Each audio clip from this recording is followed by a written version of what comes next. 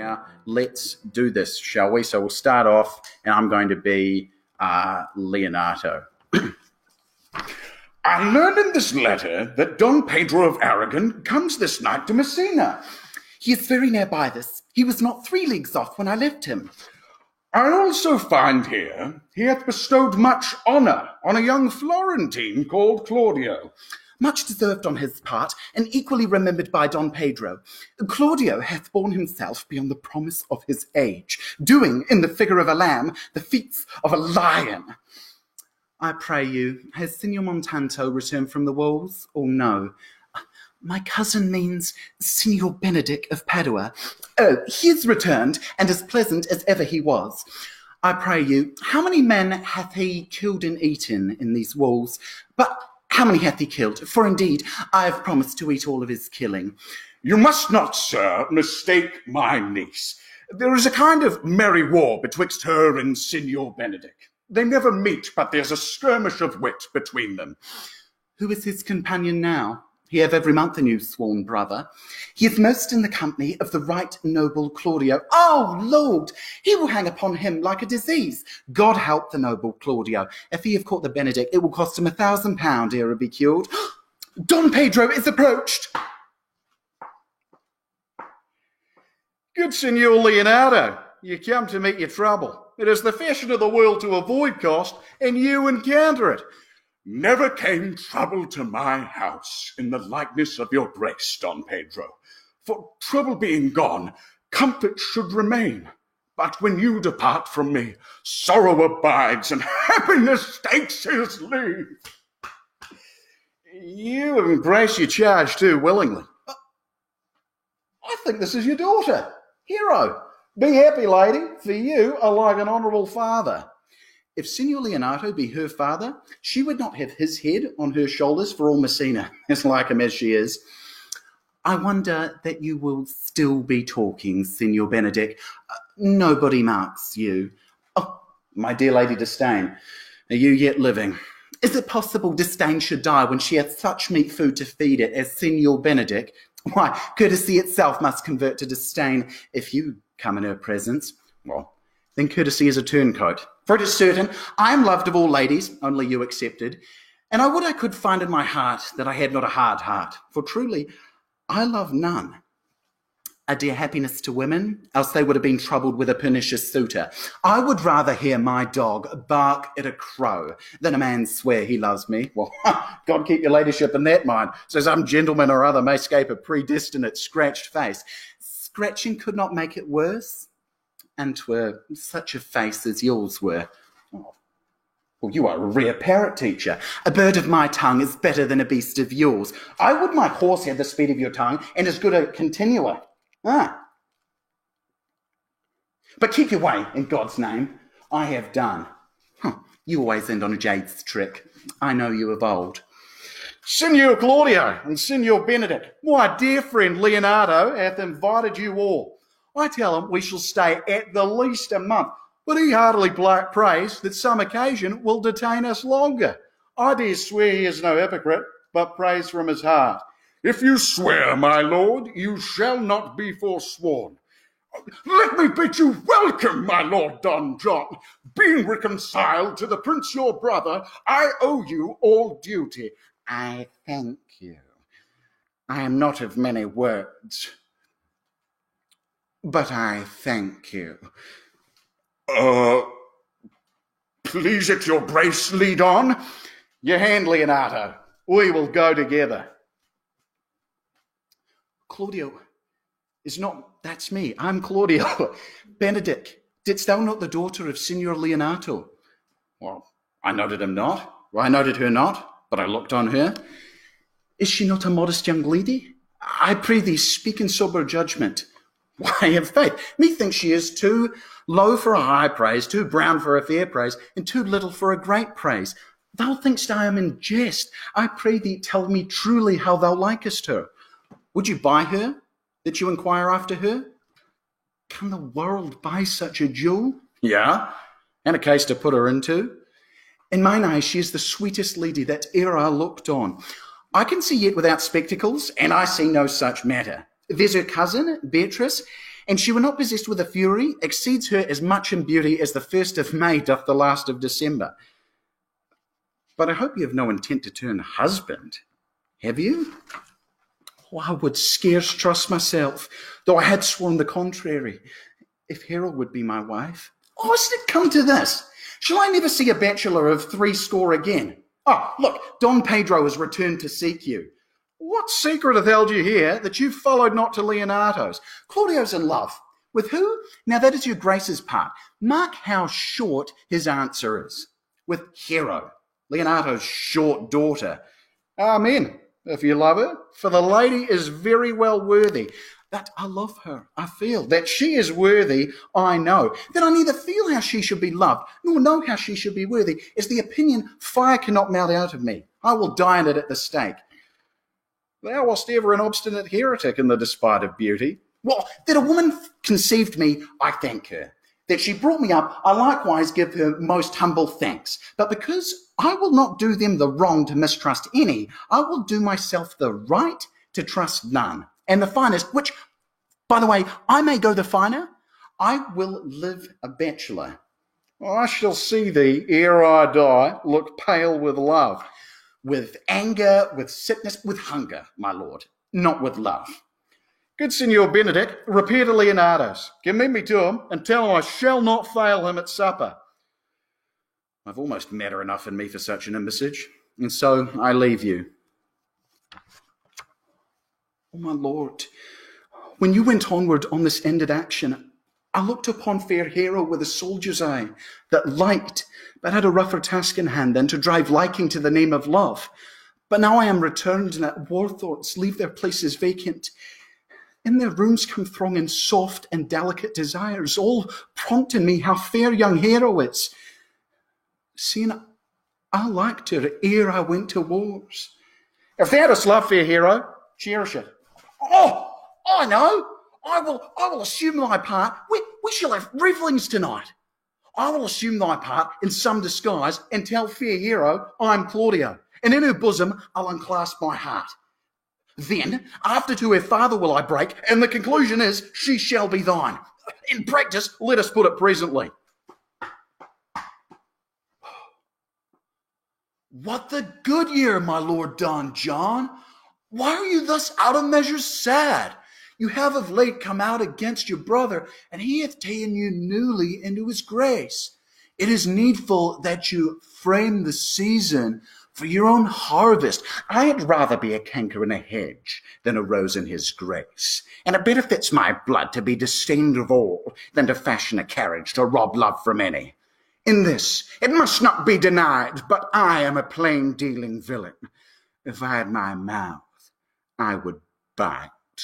If I had my liberty, I would do my liking. In the meantime, let me be that I am, and seek not to alter me. Who comes here? What news, Baracchio? I came yonder from a great supper. The prince your brother is royally entertained by Leonato, and I can give you intelligence of an intended marriage. What is he for a fool that seeks to be betrothed to unquietness? Mary, it is your brother's right hand. What? The exquisite Claudio? Even he. A proper squire. And who? Which way looks he? Mary, on Hero, the daughter and heir of Leonato. Oh, a very forward march check. How came you to this? As I was smoking a musty room, comes me the prince and Claudio, hand in hand, in sad conference. I whipped me behind the arras, and there heard it agreed the prince shall woo Hero for himself, and having obtained her, give her to Count Claudio. Come, let us thither. This may prove food to my displeasure. That young startup hath all the glory of my overthrow.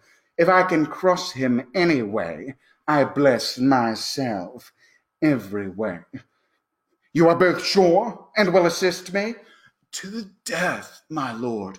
Let us to the great supper. Daughter, remember what I told you. If the prince do solicit you in that kind, you know your answer.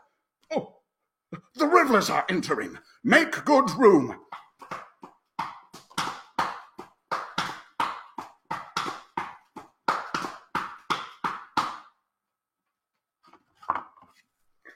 Will you not tell me who you are?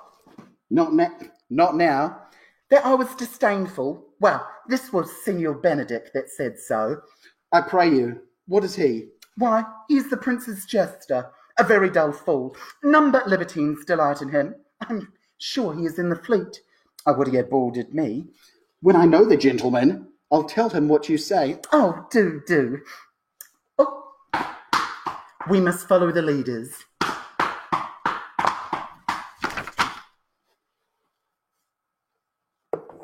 But that my Lady Beatrice should know me and not know me.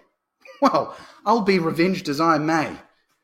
Da-da-da-da-da. Hey, da-da-da-da-da. Hey, da-da-da-da-da. Hey, Benedict, the Lady Beatrice hath a quarrel unto you. The gentleman that danced it with her told her she was much wronged by you. Oh, she misused me past the endurance of a block. She told me, not knowing that I was myself, that I was the prince's jester, that I was duller than a great Thor.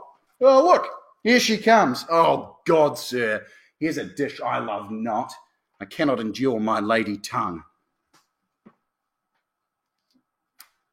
I have brought Count Claudio, whom you sent me to seek. Why, how now, Count? Here, Claudio, I have wooed in thy name, and fair Hero is won. Count, take of me my daughter, and with her my fortunes. His grace hath made the match.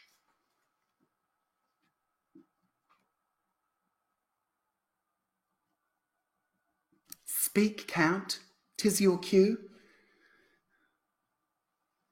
Lady, as you remain, I am yours.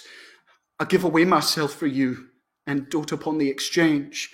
Yes! Oh, yes! Niece, will you look to those things I told you of? Cry you mercy, uncle, by your grace's pardon. By my troth, a pleasant-spirited lady. She cannot endure to hear talk of her husband. Oh, by no means. She mocks all her wooers out of suit. She were an excellent wife for Benedict. I warrant thee, Claudio, the time shall not go dully by us.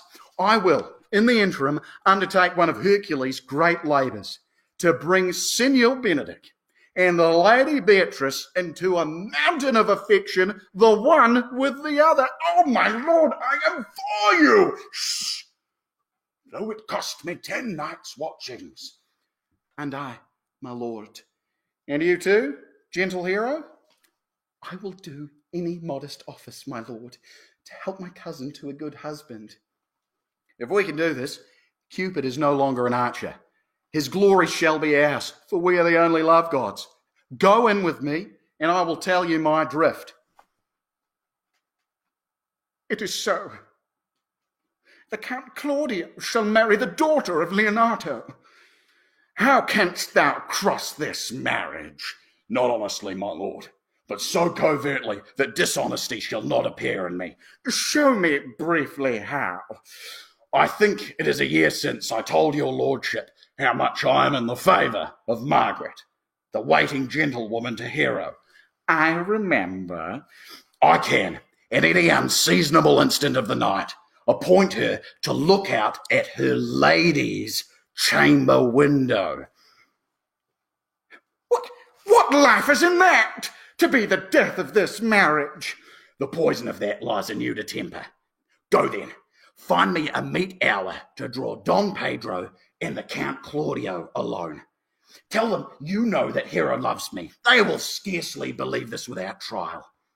Offer them instances, which shall be in no less likelihood than to see me at her chamber window. Hear me call Margaret Hero, and bring them to see this the very night before the intended wedding. For in the meantime I will so fashion the matter that Hero shall be absent, and there shall appear such seeming truth of Hero's disloyalty that jealousy shall be called assurance, and all the preparation overthrown. I will put it in practice. Be cunning in the working this, and thy fee is 1,000 ducats. Be you constant in your accusation, and my cunning shall not shame me. I will presently go learn that day of marriage.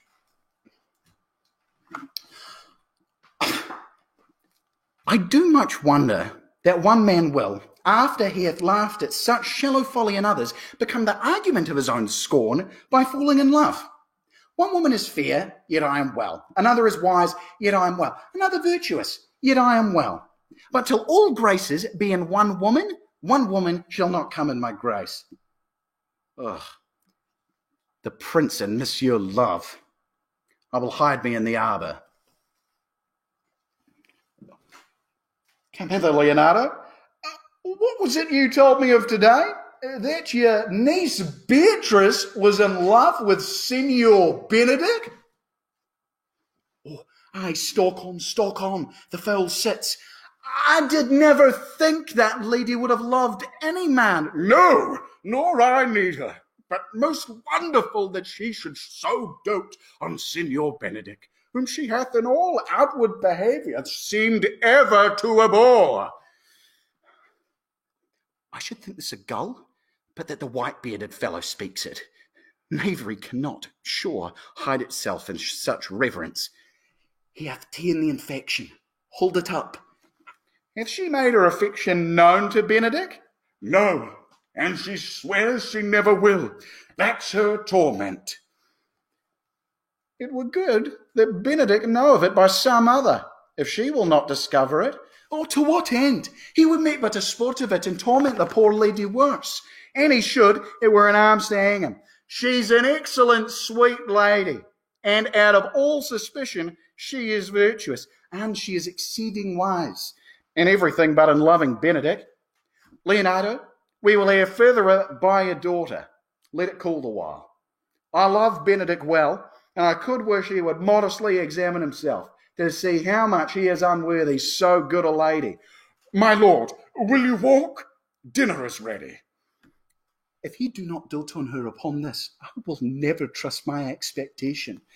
Let there be the same net spread for her, and that must your daughter, Leonardo, and her gentlewoman carry. Let us send her to call him in to dinner.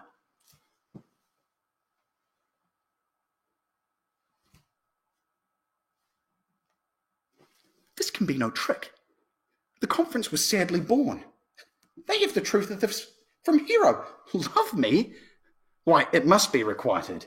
I did never think to marry. I must not seem proud.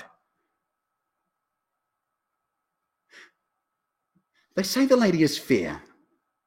'Tis a truth, and virtuous, 'tis so, and wise, and all but loving me. Well, by my troth, it is no addition to her wit, nor is it no great argument of her folly, for I will be horribly in love with her. I may chance have some odd quirks and remnants of wit broken upon me because I have railed so long against marriage, but doth not the appetite alter? A man loves the meat in his youth, he cannot endure in his age. When I said I would die a bachelor, I did not think I should live till I were married. Here comes Beatrice. Oh, by this day she's a fair lady. I do spy some marks of love in her. Against my will, I am sent to bid you come into dinner. Fair Beatrice, I thank you for your pains. I took no more pains for those thanks than you took pains to thank me. If it had been painful, I would not have come. You take pleasure, then, in the message. Yea, just as you may take upon a nice point to choke a door withal. You have no stomach, Signor. Fare you well. Ha! Against my will, I'm sent to bid you come into dinner. There's a double meaning in that. I took no more pains for those thanks than you took pains to thank me. That's as much to say. Any pains that I take for you is as easy as thanks. If I do not take pity on her, I am a fool. If I do not love her, I am a villain. I will go get her picture. Now begin, Margaret. For look where Beatrice, like a lapwing, runs close by the ground to hear our conference. Fear you not my part of the dialogue. No, truly, Margaret, she is too disdainful. But are you sure that Benedick loves Beatrice so entirely? So says the prince and my new-trothed lord. And did they not bid you tell her of it, madam? They did entreat me to acquaint her of it, but I persuaded them, if they loved Benedick, to wish him wrestle with affection, and never to let Beatrice know of it. Why did you so? Doth not the gentleman deserve as full a fortune at a bed as ever Beatrice did couch upon? Why, you speak truth. I never yet saw man how wise, how noble, young, how rarely featured, but she would spell him backward. If fair-faced, she would swear the gentleman should be her sister. If speaking, why a vane blown in all winds. If silent, why a block moved with none. Yet tell her of it, see what she will say. No, rather I will go to Benedick and counsel him to fight against his passion. When are you married, madam? Why, every day tomorrow. Come, go in with me. I'll show thee some attires, and have thy counsel which is the best to furnish me tomorrow. She's limed, madam, I warrant you. We have caught her. If it proves so, then loving goes by haps. Some Cupid kill with arrows, some with traps.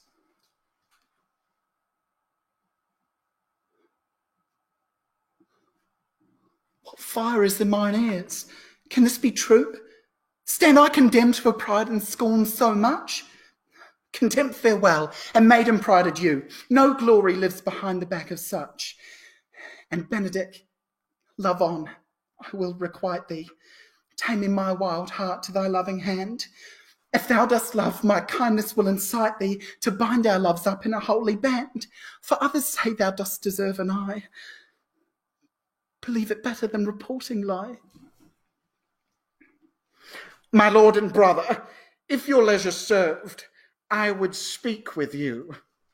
In private, if it please you, yet Count Claudio may hear, for what I would say concerns him. The lady is disloyal. Who? Hero. Even so, Leonato's hero, your hero, every man's hero. Disloyal. Go but with me tonight, and you shall see her chamber window entered, even the night before her wedding day. If you love her then, tomorrow wed her, but it would better fit your honour to change your mind. Bear it coldly but till midnight, and then let the issue show itself. Ah, day untowardly turned. Oh, mischief strangely thwarting. Oh, plague right well prevented. So will you say when you see the sequel, after a 5-minute interval.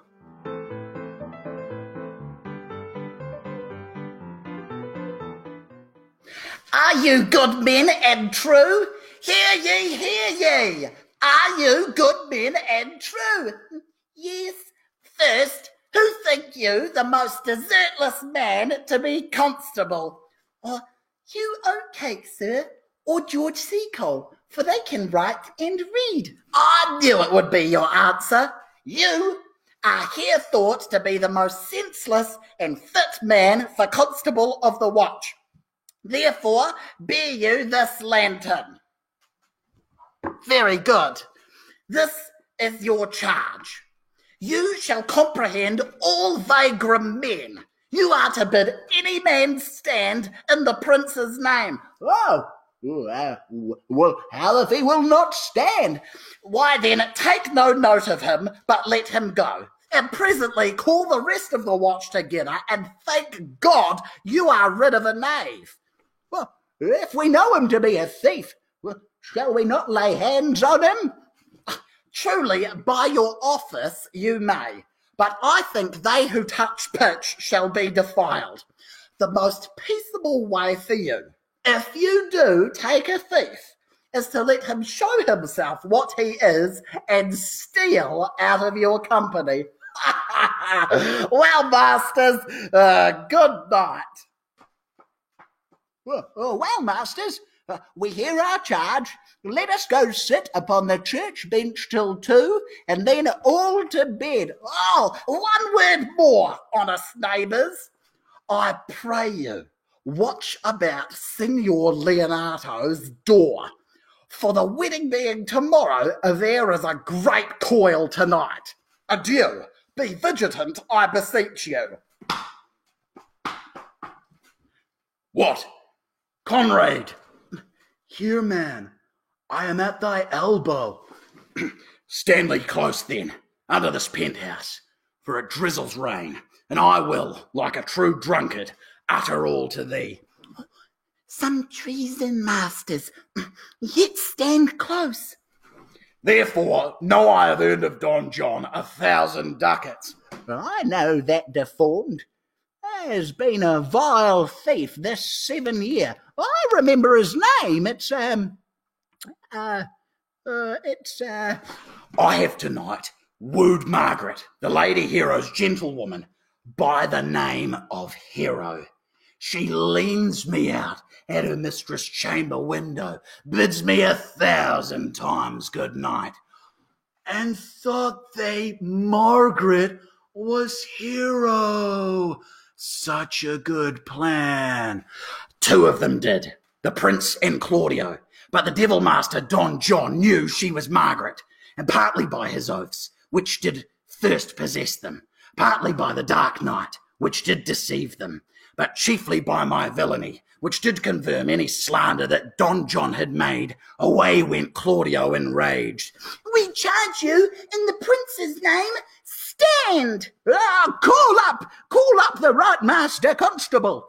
We have here recovered the most dangerous piece of lechery that ever was known in the Commonwealth. We are like to prove a goodly commodity, being taken up of these men's bills. A commodity in question, I warrant you. Come, we'll obey you. Oh, Signor Leonato! Signor Leonato! What would you with me, honest neighbour? Marry, sir, I would have some confidence with you that discerns you nearly. Brief, I pray you, for you see it is a busy time with me. Marry, this it is, sir. But what is it, my good friend? I would fain know what you have to say. One word, sir. Our watch, sir, have indeed comprehended 2 auspicious persons, and we would have them this morning examined before your worship. Take their examination yourself and bring it to me. I am now in great haste, as it may appear unto you. It shall be sufficient. Drink you some wine ere you go. Fare you well. Oh, I shall get the learned writer to set down our excommunication and meet me at the jail.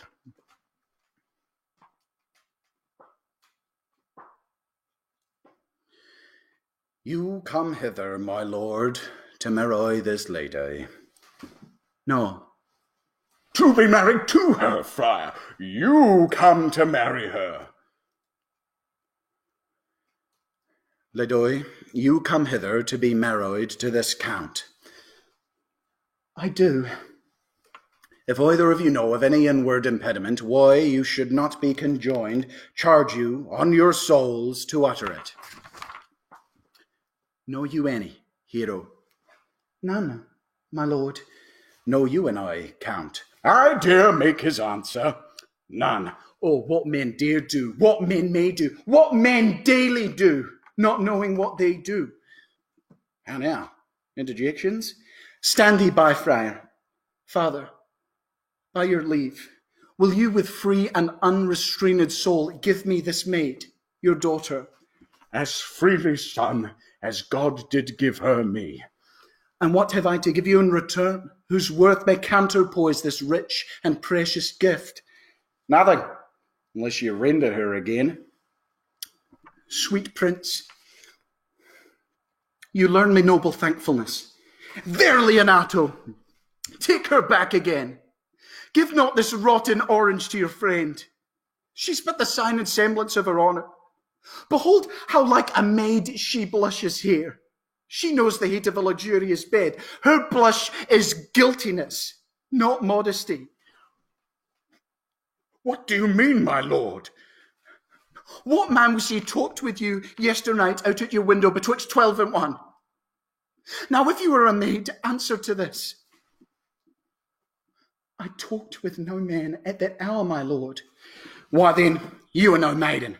Leonardo, I am sorry you must hear.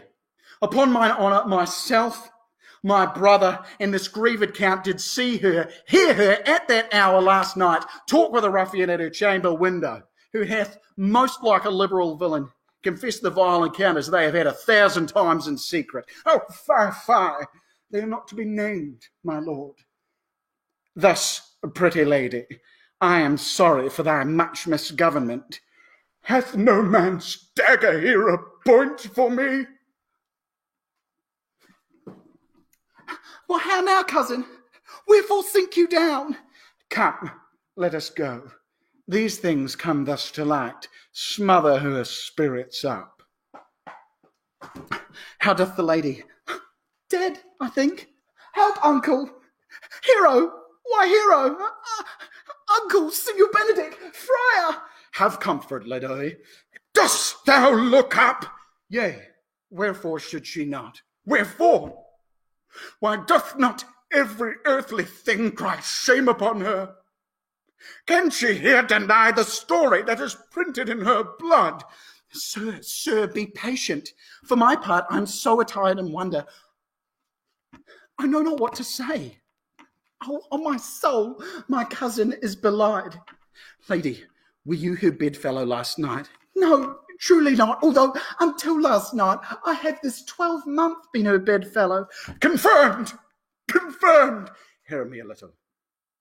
Trust not my age, my reverence, calling, nor divinity, if this sweet lady lie not guiltless here under some biting error.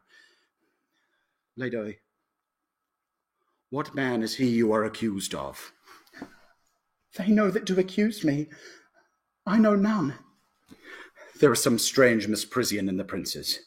Pause a while, and let my counsel sway you in this case. Your daughter here, the princess left for dead. Let her a while be secretly kept in, and publish it that she is dead indeed. What shall become of this? What will this do? She dying, as it must be so maintained, upon the instant she was accused, shall be lamented, pitied, and excused of every hearer. So will it fare with Claudio. When he shall hear she died upon his words, the idea of her life shall sweetly creep into the study of his imagination, and he will wish he had not so accused her. Signor Leonato, let the friar advise you, and though you know my inwardness and love is very much unto the prince and Claudio, yet by mine honour, I will deal in this as secretly and justly as your soul should with your body. Being that I flow in grief, the smallest twine may lead me. Come, lady, die to live. This one day perhaps is but prolonged. Have patience and endure.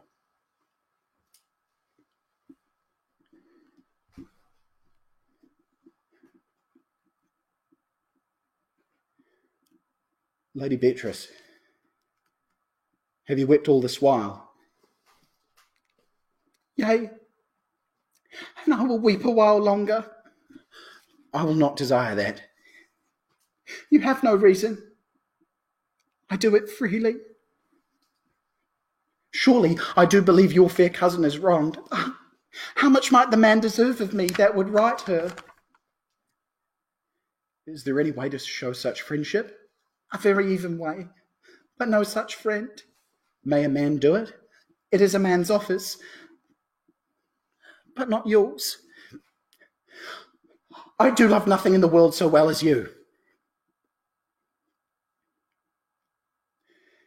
Is not that strange? As strange as the thing I know not. It was possible for me to say, I love nothing so well as you, but believe me not. And yet I lie not. I confess nothing, nor I deny nothing. I am sorry for my cousin. By my sword, Beatrice, thou lovest me. Do not swear and eat it. I will swear by it that you love me, and I will make him eat it that says I love not you. Will you not eat your word? With no sauce that can be devised to it. I protest, I love thee. Why then, God forgive me. What offence, sweet Beatrice? You've stayed me in a happy hour. I was about to protest I loved you. And do it with all thy heart. I love you with so much of my heart that none is left to protest. Come, bid me do anything for thee. Kill Claudio.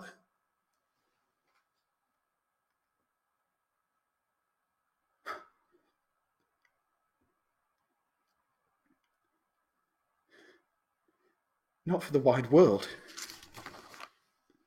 You kill me to deny it. Farewell, tarry, sweet Beatrice. I am gone, though I am here. There is no love in you. I pray you, let me go. Beatrice, in faith, I will go. We'll be friends first. You dare easier be friends with me than fight with mine enemy. Is Claudio thine enemy? Is he not approved in the height a villain that hath slandered, scorned, dishonoured my kinswoman? That I were a man. What? Bear her in hand until they come to take hands, and then, with public accusation, uncovered slander, unmitigated rancour, oh God, that I were a man!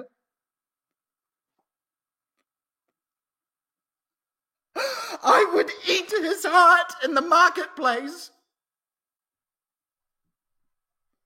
Talk with a man out at a window, a proper saying.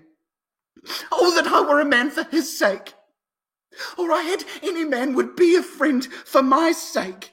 But manhood is melted into courtesy's valour, into compliment, and men turned into tongue, and trim ones too. I cannot be a man with wishing, therefore I will die a woman with grieving. Tarry, good Beatrice, by this hand I love thee, then use it for my love some other way than swearing by it. Think you in your soul that Count Claudio hath wronged Hero? Yea, as sure as I have a thought or a soul. Enough. I am engaged. I will challenge him. I kiss your hand.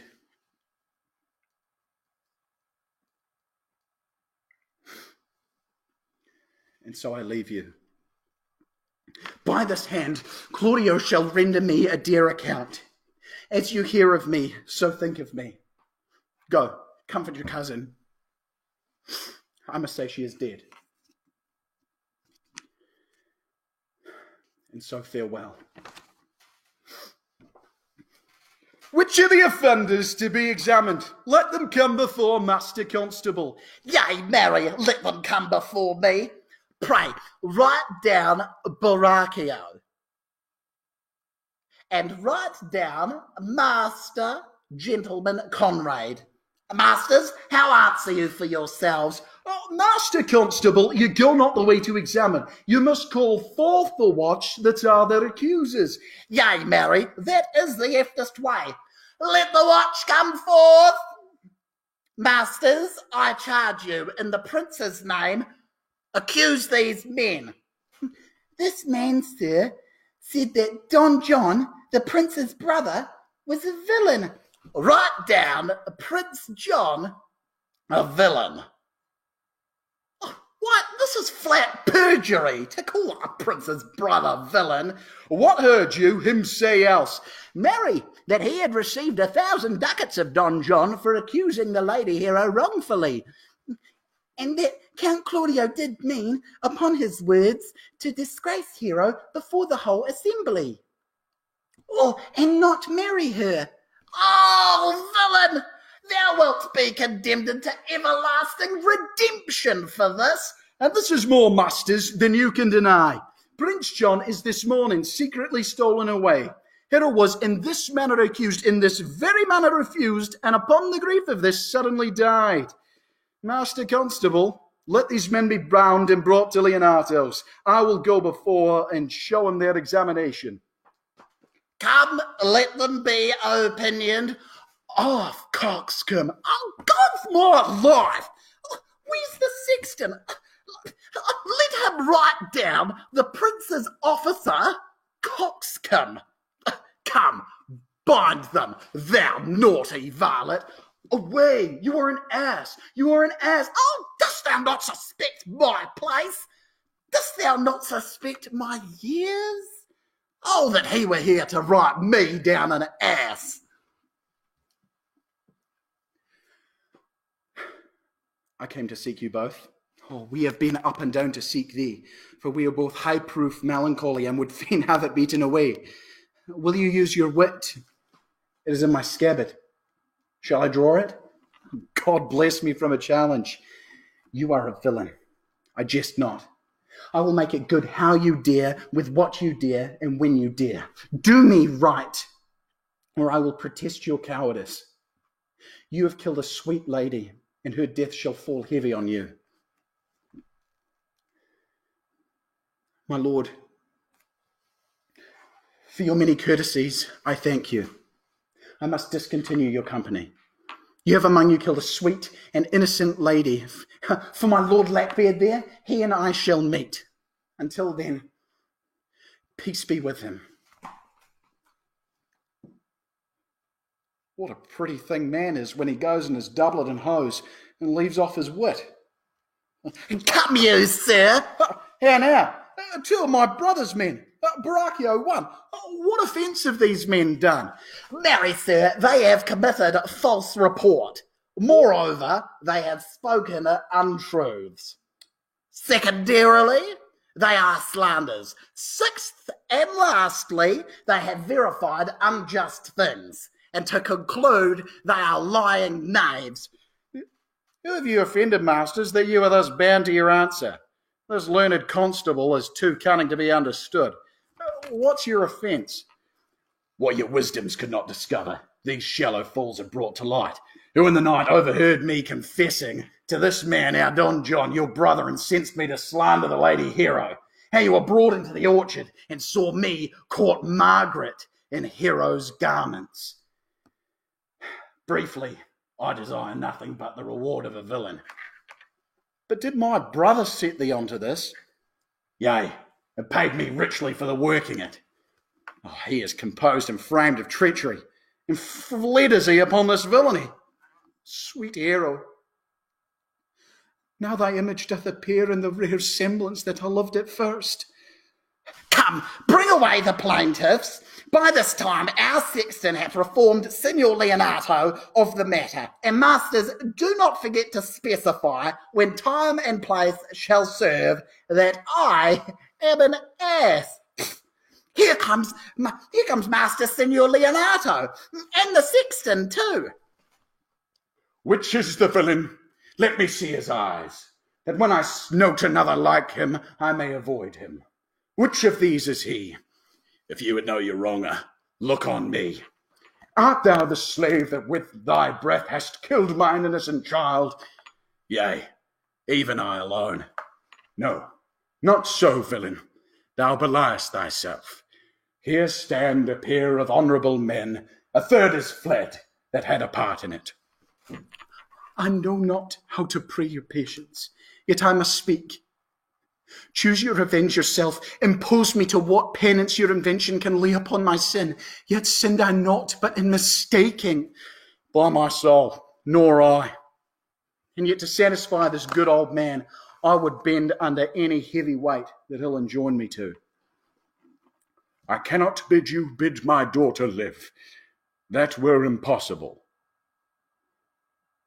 But I pray you both, possess the people in Messina here how innocent she died. Tomorrow morning come you to my house. And since you could not be my son-in-law, yet be my nephew. My brother hath a daughter, almost the copy of my child that's dead, and she alone is heir to both of us. Give her the right you should have given her cousin, and so dies my revenge. Oh, noble sir, your overkindness doth wring tears from me. I do embrace your offer and dispose for henceforth of poor Claudio. Moreover, sir, which indeed is not under white and black, this plaintiff here, the offender, did call me ass. I beseech you, let it be remembered in his punishment. Oh, and also, the watch heard them talk of one deformed. They must have been talking about Ryan Cumby from the comments. Oh, go! I discharge thee of thy prisoner, and I thank thee.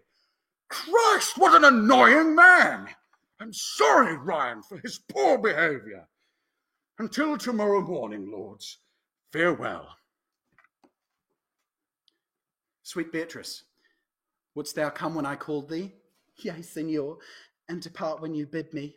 Oh, stay but till then. Then is spoken. Fare you well.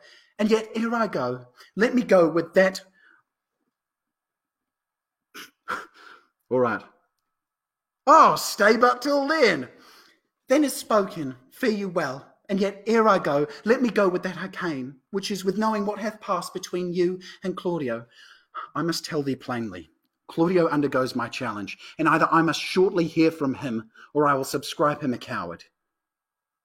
And now, I pray thee, tell me, for which of my bad parts didst thou first fall in love with me?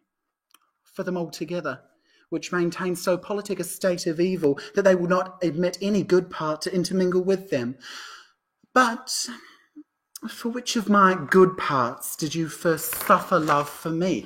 Suffer love, a good epithet. I do suffer love, for I love thee against my will. Oh, in spite of your heart, I think. Alas, poor heart, if you spite it for my sake, I will spite it for yours, for I will never love that which my friend hates. Madam, you must come to your uncle. Yonder's old coil at home. It is proved my lady hero hath been falsely accused, the prince and Claudio mightily abused, and Don John is the author of all, who is fled and gone. Will you come presently? Will you go hear this news, Signor? I will live in thy heart, die in thy lap, and be buried in thy eyes. And moreover, I will go with thee to thy uncle's. Well, daughter, and you gentlewomen all, withdraw into the chamber by yourselves, and when I send for you, come hither masked.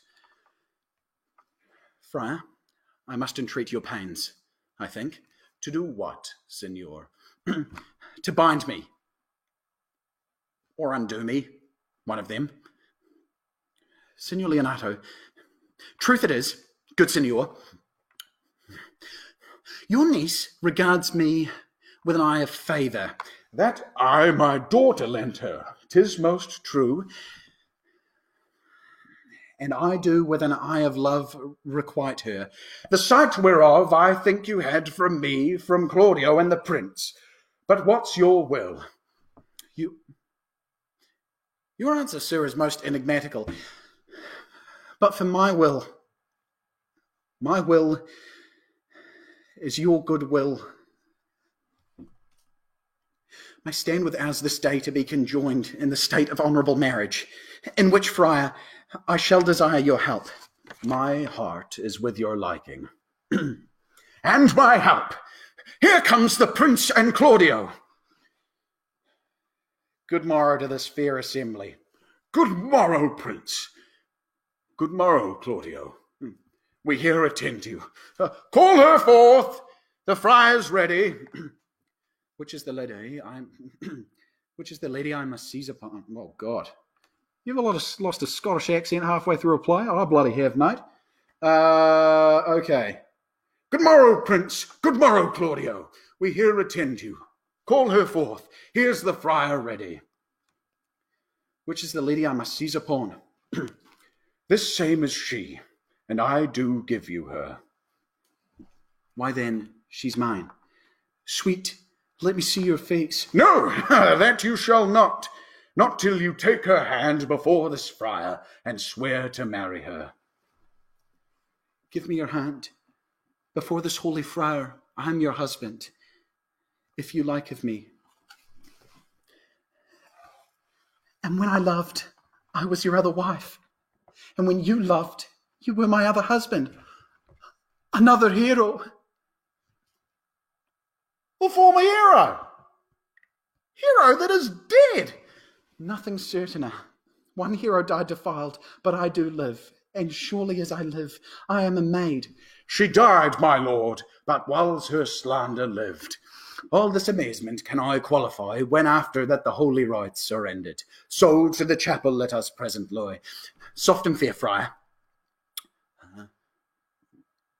Which of these is Beatrice? I answer to that name. What is your will? Do not you love me? Why, no, no more than reason. Why, then your uncle and the prince and Claudio have been deceived. They swore you did. Do not you love me? Troth, no.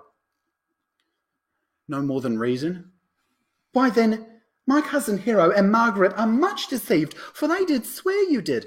They swore you were almost sick with me. They swore you were well nigh dead for me. 'Tis no matter. Then you do not love me? No, truly, but in friendly recompense. Come, cousin, I am sure you love the gentleman. And I'll be sworn upon that he loves her. For here's a paper written in his hand, a halting sonnet of his own pure brain, fashioned to Beatrice.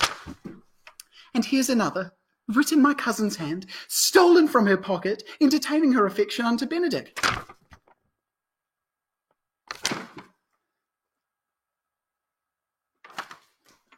A miracle. Here's our hands against our hearts. Come, I will have thee. But by this light I take thee for pity. I would not deny you, but by this good day I yield upon great persuasion, and partly to save your life, for I was told you were in a consumption. Peace, I will stop thy mouth. How dost thou, Benedict, the married man? I'll tell thee what, Prince. In brief, since I do purpose to marry, I will think nothing to any purpose that the world can say against it, and therefore never flout at me what I have said against it. For man is a giddy thing, and this is my conclusion. For thy part, Claudio, I did think to have beaten thee, but in that thou art like to be my kinsman, live unbruised and be my cousin. Come, come, we are friends.